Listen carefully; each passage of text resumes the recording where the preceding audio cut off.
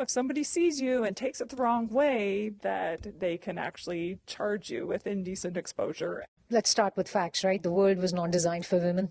Can we start there? Right? And it just so happens that is a continuation of our experiences as cyclists. I'm here at Rat Cycles. I work here as a female in a bike shop. It's one of our concerns, getting more women involved in cycling. And these are some important topics that we want to talk about today. Struggles as women in cycling, safety concerns as a female in bike riding. It's just instinct. It's like in our DNA to watch out for our safety. We're going to be looking at the world in a way that men just don't have to. That's how our survival instincts work. I think for myself, the initial startup to biking is a little bit of a scary thing when you're on your own. So getting involved in a group ride is a really good thing. It's good to have a backup plan. Understand your environment. Understand if you are alone, if you get a flat tire, what is your emergency plan to action for your own personal safety? When I'm on the trails, I don't tend to think about it as much. I find that when I'm in the woods riding the trails by myself, it's not a concern because I find that cyclists are generally nice people.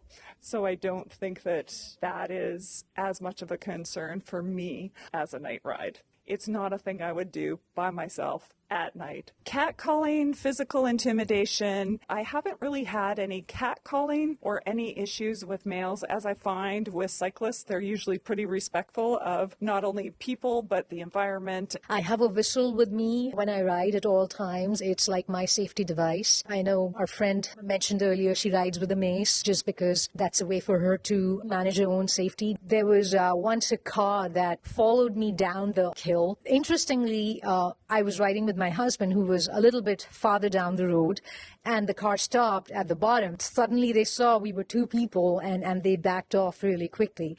Buddy systems are great. Sometimes it's hard to find proper fitting gear, proper padded gear, proper gear that might accommodate the time of the month, being the period, because I don't want over-the-shoulder padded shorts that I have to take off in the middle of a ride in order to do my business somewhere. What I find in the market is anyway not fitting me. It's anyway not working. So I did have one breakthrough just a few months ago. You can congratulate me.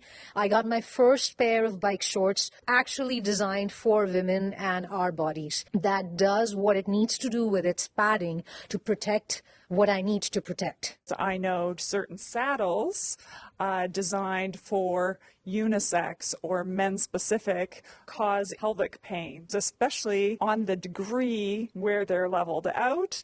And we have to find that perfect balance with a saddle, with padding, with padded shorts, and so on. An article that we found in Apple News about professional female cyclists having to undergo surgery on their vaginas just because the way seats are designed, the way our bodies put pressure on our private parts, it impacts it, and you are just dealing with insane amounts of pain. And surgery at the moment is the only option because bike companies and saddle companies are unwilling to create products that would actually work for us. In developing countries, if a girl gets a bike, that's her road to education, that's her road to a job. And we still don't have products that can serve this need. I can ride my bike for hours, but then it comes to when there's chafing, it gets quite uncomfortable because of the pressure, because of the rubbing. Maybe it's period time, so I have extra things going on down there, so there's extra materials down there. I have used female butter chafing cream.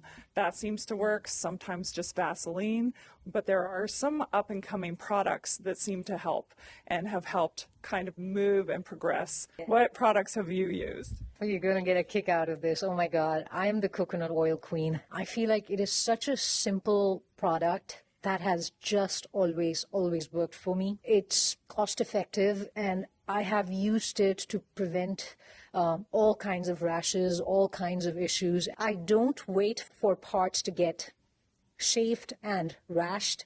I would apply them before. The same stuff you used to cook. It's a different jar, Corey. Just so you excessive mansplaining about bikes.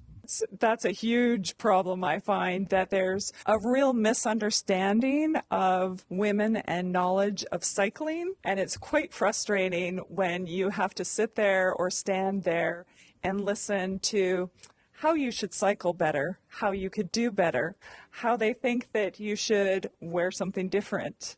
We're riding a group ride, and suddenly I find myself being like a pupil. The difference between a mountain bike and a gravel bike. Are you serious? You've got to be kidding us. We know the difference between a mountain bike and a gravel bike, sir. Some guy came up to me and asked about new at cycling. What mansplaining did he tell you? Said it didn't have good extension, but he couldn't have seen me for more than a couple seconds, so I don't know how he could have decided on that. How long have you been cycling? My whole life, basically. And you're 10 years old, right?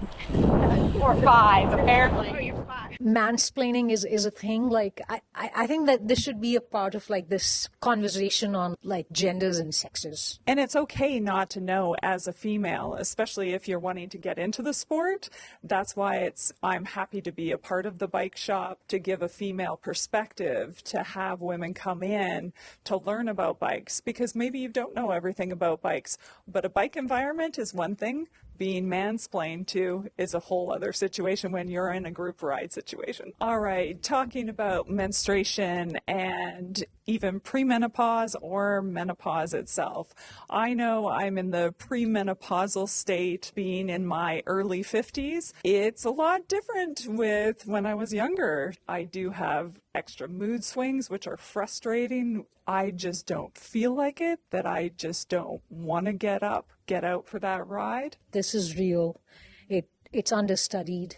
That's a fact. So much work needs to be done to help us all navigate through this. I'm in my mid-30s, and that means a regular period. I wear reusable period pads. They have been very helpful with riding. There's a thickness to the material for me that has allowed me to bike with a little bit more cushion. And there are also period underwear, which I have. Sometimes I use them in combination with the cup. What the cup is, it's a replacement from tampons, which you would regularly insert and then dispose of later. You fold it, you insert it, it seals, and you can do any exercise for up to 12 hours. It's given me more confidence in cycling because I know that there's not going to be leakage. I do have to mention that there has been a lot of research on the period underwear, so you want to watch with any chemicals that they do use in the materials for absorbency, that it's not going to harm the female body and the reproductive system. I put on a little bit of extra weight, like that happens to me every month, right? And then it goes down. So it definitely impacts performance. It impacts the quality of your like pedal and such. But at the end of the day, we're riding with friends, and that's what matters more. Definitely need to be kind to ourselves and kind to each other as women, remembering that we don't always feel at our best, but if we can get out of the house and do it anyways, then that's a win on certain days. I love that. But I do find that any cup or during the period that I have to urinate more often. And that can be quite frustrating on a ride and a little bit scary sometimes when there's a public opinion of they don't have enough bathrooms on cycling courses, through neighborhoods, through any path that you do have. And how, as women, because we can't hide in a corner and stand and pretend we're doing nothing, we actually have to squat it out and get uncomfortably naked to be able to do our business in the woods. It's scary being that, you know, if somebody sees you and takes it the wrong way, that they can actually charge you with indecent exposure. You want to go ride a 50-mile half-century ride, or you want to go longer, you'll find yourself in places where you've no idea how you're going to do your business. There's overall shortage of bathrooms and public infrastructure for this in our country. I'll tell you a fun story. We were about to start our 100-mile ride from one corner of the park to the other corner of the park, and I wanted to pee. Corey and the rest of our crew, all of them women, they created this little circle around me, and they created this little wall, and like I literally stood in the middle, and I sat and I peed, and that was that, right? What do you do about this, right? Like, it's just ridiculous. The struggle is real, and we have to support each other through it. Yeah. We do need more public washrooms and access to them in parks. If you're someone who sees a female cyclist peeing, let's say she is near a bush or something and she did her best to hide herself, but you still saw her. Some empathy, some understanding. Please don't go to the police. This is not by choice. This is a necessity. Okay, confidence in riding. So the more I ride, the more confidence I gain, the fitter I get, the more I can keep up to with my male counterparts.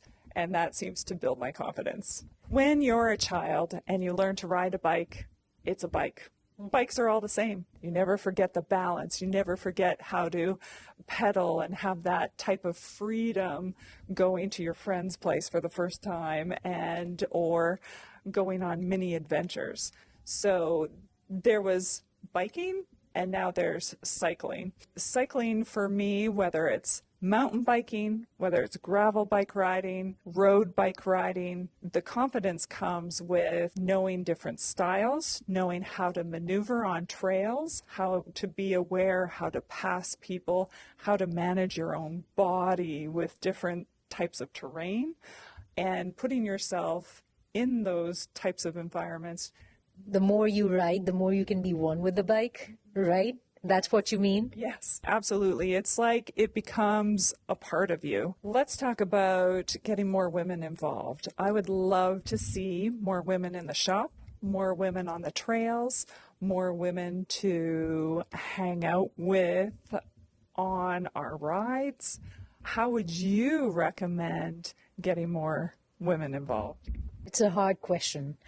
Corey and I are both on multiple messaging groups. When you look at the makeup of these groups, most of our friends on these groups are male friends as compared to female friends. There's definitely a sense of resistance of some kind to cycling. I don't know where it comes from, but it definitely exists. To me, how do you break that? How do you get out of it? So we try to create a small group of women cyclists and to-be cyclists, and if you are a female watching this and if there's a curiosity, just go try it out. Like, that's the way to start, man. Just get on there and like try and rotate a pedal. There's a chance that the sport does not resonate with you, and that is absolutely fine, but what if you fell in love with it? Right? The possibility and the imagination that you could fall in love with cycling, oh man, that blows my mind. Like, that gives me goosebumps.